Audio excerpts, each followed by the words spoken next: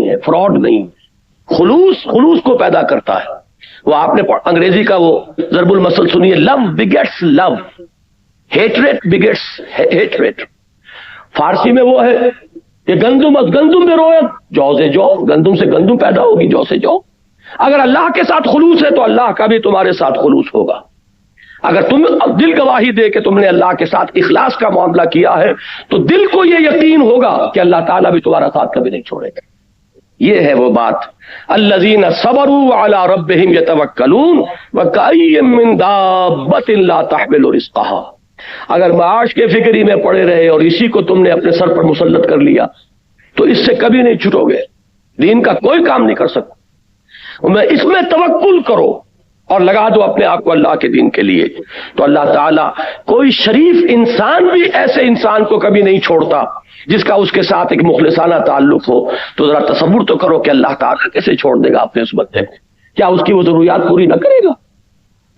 اللہ یرزقھا وایاکم، اللہ ہی ان چڑیوں کو بھی، ان چوپایوں کو بھی رزق پہنچا رہا ہے، وہ تمہیں بھی رزق پہنچائے گا۔ وہو السمیع العلیم، اور وہ سب کچھ سننے والا اور سب کچھ جاننے والا ہے۔ تمہاری دعائیں سنتا ہے، تمہارے حالات سے باخبر ہے، وہ دیکھ رہا ہے، بلکہ تم اپنی ضروریات کو نہیں جانتے کہ کل کس بات کی ضرورت پیش آئے گی، اللہ تو جانتا ہے، وہ تمہارے لیے پہلے سے اس کا اہتمام کرے۔ اب آخری آیت جو اس صفحے پر ہے اس کو پڑھ لیجئے، یہ ہمارے درس کے آج کے درس کا اختتامی جو ہے نقطہ ہے، یہ ہے وہی توکل کا ایک اور مظہر۔ توکل کا ایک مظہر تو یہ آیا کہ رزق اور دنیاوی ضروریات کے لیے انسان اللہ کو اپنا کفیل بنا دے۔ میں نے اللہ کے حوالے کیا، سپردم بتو مایا خیشرا تو دانی حساب کم و بیشرا۔ بڑے پیارے اشعار ہیں اس موضوع پر کہ میرا اپنے معاملے میں خود فکر کرنا یہ تو میرے لیے مسائل پیدا کرتا ہے، اور جو کارساز ہے میرا، جو سب کچھ جانتا ہے۔ دیکھیے اپنے ایک مسئلے کو میں حل کرنے کی کوشش کر رہا ہوں، میرا علم محدود ہے لہذا میں غلطی بھی کر سکتا ہوں، بجائے اس کو حل کرنے کو اور الجھا لوں گا۔ اگر اللہ کے حوالے کر دوں، تفویض الامر الی اللہ، افوض امری الی اللہ ان اللہ بصیر بالعباد، اللہ کا علم تو ناقص نہیں، اللہ اپنے علم کامل سے اور قدرت کاملہ سے میرے کام کو بنائے گا، تو کام کے بننے کا زیادہ امکان اس شکل میں یا اس میں ہے۔ یہ ہے وہ مفہوم جو شعر کا ہے، کار ساز ماں بے فکر کار ماں، فکر ماں در کار ماں آزار ماں۔ جب میں اپنے کاموں میں خود اپنے آپ کو متفکر کر لیتا ہوں تو اپنے لیے آزار پیدا کر لیتا ہوں، مصیبت پیدا کر لیتا ہوں، طرح طرح کی ٹھوکریں، طرح طرح کے غلط اقدامات۔ تو فکر ماں در کار ماں آزار ماں، کار ساز ماں بے فکر کار ماں۔ میرا کار ساز اگر وہ میرے کام کی فکر میں ہے تو اب اس سے زیادہ میرے لیے اطمینان کی بات کیا ہوگی؟ لیکن وہ کب فکر کرے گا؟ جب تم اس کے دین کی فکر کر رہے، تم اس کے لیے اپنے آپ کو لگا دو، تمہارے معاملات کو اپنے ذمے لے لے گا۔ تو اللہ تعالیٰ جس کا کفیل بن جائے، اب اس کے لیے کوئی چنتا، کوئی فکر، کوئی پریشانی ہوگی۔ ایک مظہر تو یہ ہے توکل کا، اور آخری مظہر یہ ہے اللہ کی مدد کا اتنا پختہ وعدہ یہاں آ رہا ہے، والذین جاہدوا فینا لنہدینہم سبلنا۔ یہ میں پہلے بیان کر چکا ہوں سورہ عنکبوت کے پہلے رکوع کے درس میں۔ عربی زبان میں کسی چیز کی تاکید کے لیے اس سے زیادہ اسلوب کوئی نہیں۔ فعل مضارع پر شروع میں لام مفتوح، آخر میں نون مشدد، اور اس سورہ مبارکہ کا آپ نے نوٹ کیا ہوگا یہ اسلوب بار بار آیا ہے، فَلَيَعْلَمَنَّ اللَّهُ الَّذِينَ صَدَقُوا وَلَيَعْلَمَنَّ الْكَاذِبِينَ وَلَيَعْلَمَنَّ اللَّهُ الَّذِينَ آمَنُوا وَلَيَعْلَمَنَّ الْمُنَافِقِينَ لَنُكَفِّرَنَّ عَنْهُمْ سَيِّئَاتِهِمْ وَلَنَجْزِيَنَّهُمْ أَحْسَنَ الَّذِي كَانُوا يَعْمَلُونَ وَلَنُدْخِلَنَّهُمْ فِي الصَّالِحِينَ۔ یہ اتنی مرتبہ تو وہاں آیا تھا، آج کے درس میں بھی آیا تھا، لَنُبَوِّئَنَّهُمْ مِنَ الْجَنَّةِ غُرَفًا، ہم لازماً انہیں جگہ دیں گے جنت کے بالا خانوں میں۔ اور اب آخر میں پھر وہی اسلوب آ رہا ہے، وَالَّذِينَ جَاهَدُوا فِينَا، وہ لوگ جو ہماری راہ میں جہاد کریں، محنتیں کریں، کوشش کریں، ہمارے دین کی اشاعت، ہمارے دین کے غلبے کے لیے۔ یہ دو چیزیں ہیں، ایک ہے دین کی اشاعت، پھیلانا، ایک ہے دین کو کھڑا کرنا، قائم کرنا، نافذ کرنا، غالب کرنا، اس کا بول بالا کرنا۔ اس پر میری تفصیلی تقریر ہوگی پرسوں انشاءاللہ تعالی. یہ دین کا کھڑا کرنا کیا ہے، اس کے لیے آج کی اصطلاح اسلامی انقلاب، پاکستان میں اسلامی انقلاب کیا، کیوں اور کیسے، یہ میرا پرسوں کی تقریر کا موضوع ہے جو مسجد بطحہ نارتھ ناظم آباد میں ہوگی. کل کا یہیں پر جو پروگرام ہے اسی وقت، وہ وقت کا مجھے بتا دیا جائے، اس کا کوئی تعین انہوں نے اور کیا ہو تو. جی 7 بجے ہے کل کا وقت. 7 بجے یہاں پھر میری تقریر ہے، توحید کے عملی تقاضے. یہ میں کل کی تقریر اور پرسوں کی تقریر کے بارے میں اس لیے ذکر کر رہا ہوں کہ آپ ابھی سے طے کر کے اٹھیں کہ ان دونوں اجتماعات میں بھی شرکت فرمائیں گے. کہ پتہ نہیں کہ کب تک یہ مہلتیں میرے پاس ہیں، کب تک یہ توانائی ہے، کب تک یہ صحت ہے، کب تک اللہ تعالیٰ کی طرف سے یہ مواقع حاصل ہیں. تو یہ مضامین جو ہے مجھ سے سن لیجئے، پھر غور کیجئے، سوچئے کہ جب کہ اللہ تعالیٰ آپ حضرات کو اپنے اس دین کے غلبے کی جد و جہد کے لیے قبول فرما لے. یہ میرے نزدیک سب سے بڑی کامیابی ہے جو انسان کو حاصل ہو سکتی ہے اس دنیا میں. اللہ تعالیٰ اسے قبول فرما لے اپنے دین کی خدمت اور اس کے غلبے کی جد و جہد کے لیے. اس میں یہ فرمایا والذین جاہدوا فینا. اب دیکھیے جو حدیث میں نے سنائی تھی، آمرکم بخمس بالجماعت والسمع والطاعت والہجرت والجہاد فی سبیل اللہ. آج کے سبق میں ہجرت کا ذکر بھی آ گیا.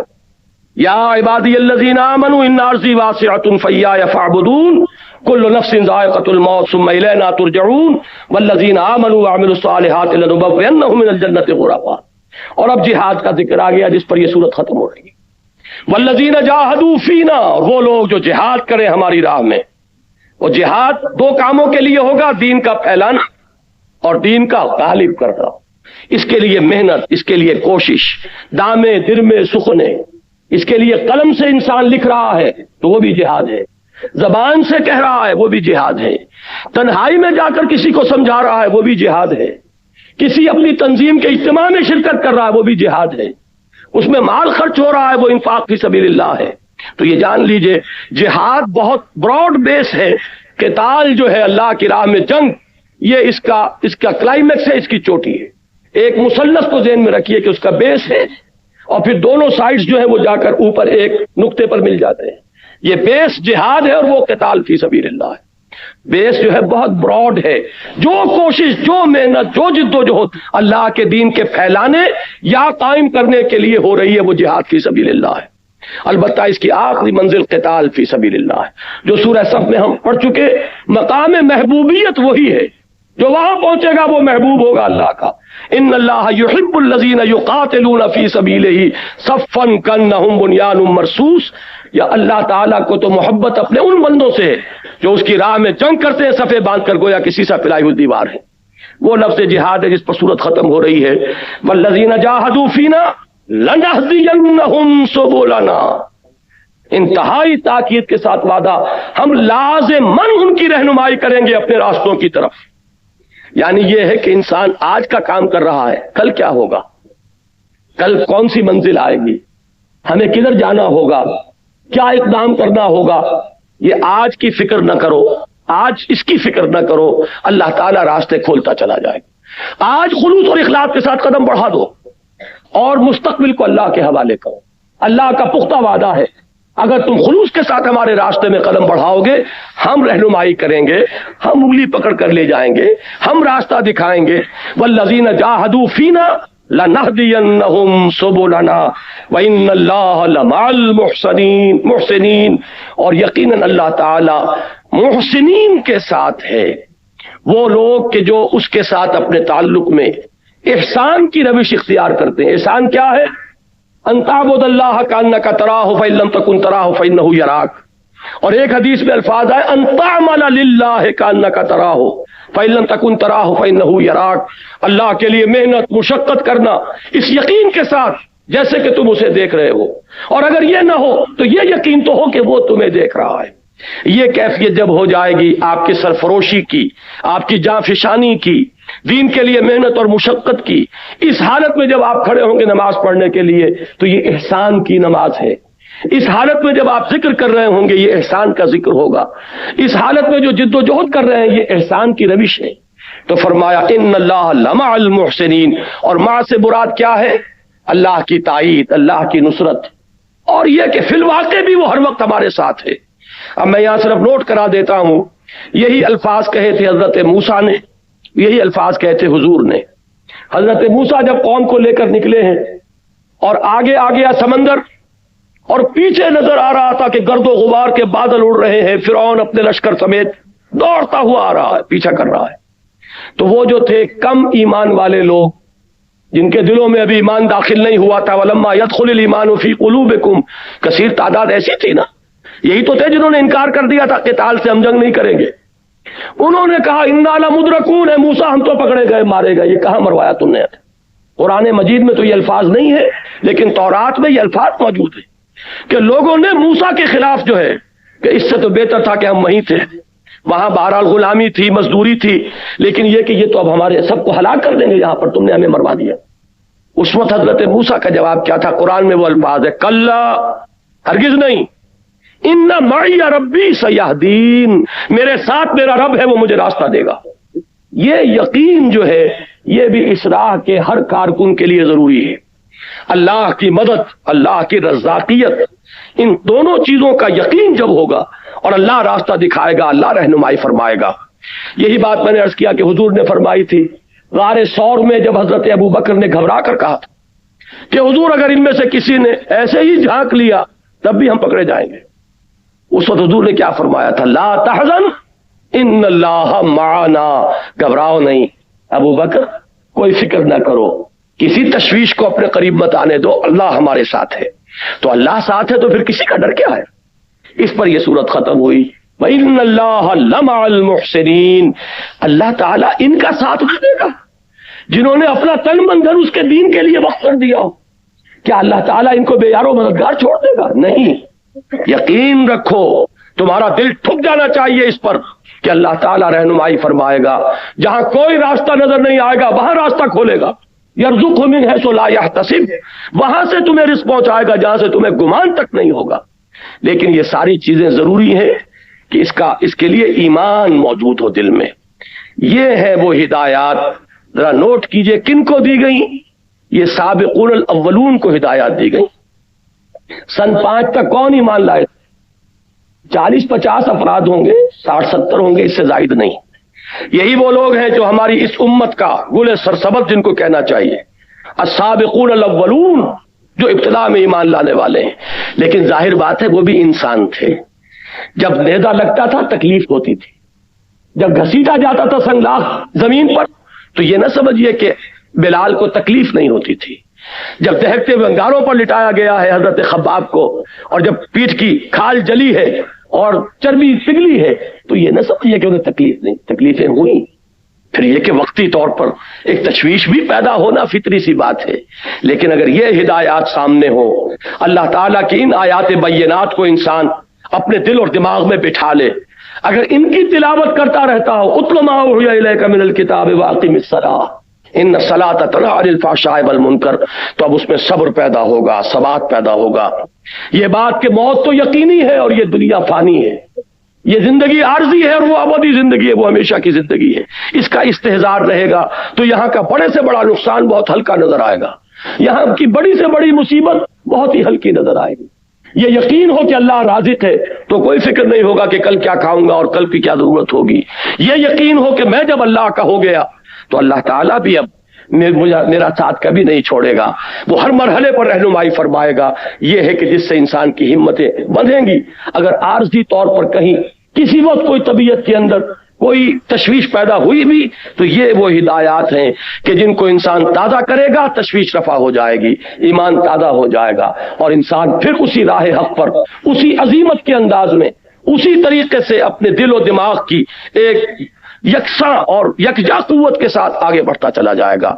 دعا کرتا ہوں کہ اللہ تعالیٰ مجھے اور آپ کو اس کی توفیق عطا فرمائے، ہمیں دین کے اس اسٹیٹک تصور، اس جامد تصور سے نکال کر دین کا یہ حرکی تصور، ڈائنامک کانسیپٹ جو ہے، دین کا انقلابی تصور، غلبہ دین کی جد و جہد اور آرزو، اور اسے اپنی زندگی کا مقصد بنانے کی ہمیں توفیق عطا فرمائے اور ہمیں اس راہ پر چلائے۔ اب چند ذرا اکتوبر کو ہوگا، اکتوبر کا آخری سوموار۔ نمبر 4، شام الہدا کے ویڈیو کیسٹ کی ماہانہ نشست ہر ماہ کی پہلی جمعرات کو مکان نمبر 126A بلاک نمبر 1 نزد KMC اسکول ڈرک کالونی میں ہوتا ہے. جو لوگ اتنے فاصلے سے یہاں نہیں آ سکتے ان کے لیے یہ اہتمام کیا ہمارے ساتھیوں نے، یہ ویڈیو کیسٹ جو بن رہے ہیں یہ وہاں دکھائے جائیں، تو جو حضرات وہاں آس پاس رہتے ہیں اپنے دوستوں کو اطلاع دے سکتے ہیں، اور جو حضرات اس کا پتہ نوٹ کروانا چاہیں وہ باہر سے خاص طور پر اس کو نوٹ کر لیں اپنے پاس. جو حضرات مجھ سے کوئی علیحدگی میں ملاقات کرنا چاہتے ہیں ان کے لیے میں نے وقت فکس کیا ہے، پرسوں بدھ کے روز تنظیم اسلامی کے دفتر میں صبح 10 بجے سے 1 بجے تک میں وہاں موجود رہوں گا. جو حضرات بھی ملاقات کے خواہش مندوں کہتے رہتے ہیں، پوچھتے رہتے ہیں، تو وہاں تشریف لے آئیں. اور تنظیم اسلامی کے رفقا کراچی کے تمام جتنی بھی یہاں کی 3 تنظیمیں ہیں ان کے تمام رفقا نوٹ کر لیں کہ ان کا ایک مشترک اجتماع جو ہے اسی روز پرسوں بدھ کو عصر سے مغرب تک ہوگا وہیں تنظیم کے دفتر میں. بس یہ اعلانات تھے، اب دعا مانگ لیجیے. الحمدللہ الذی ہدانا لہذا وما کنا لنہتدی لولا ان ہدانا اللہ ربنا لا تزغ قلوبنا بعد إذ هديتنا وهب لنا من لدنك رحمة إنك أنت الوهاب. اللهم أفرغ علينا صبرا، اللهم أفرغ علينا صبرا، اللهم اجعلنا من الصابرين، اللهم وفقنا لما تحب وترضى، اللهم وفقنا أن نقيم دينك، اللهم وفقنا أن نجاهد في سبيلك بأموالنا وأنفسنا، اللهم ارزقنا شهادة في سبيلك. وصلی اللہ تعالی علی خیر خلقہ محمد وآلہ واصحابہ اجمعین برحمتک یا ارحم الراحمین. اب حسب معمول عشاء کی جماعت ہوگی، عشاء کی نماز با جماعت ہم ادا کریں گے.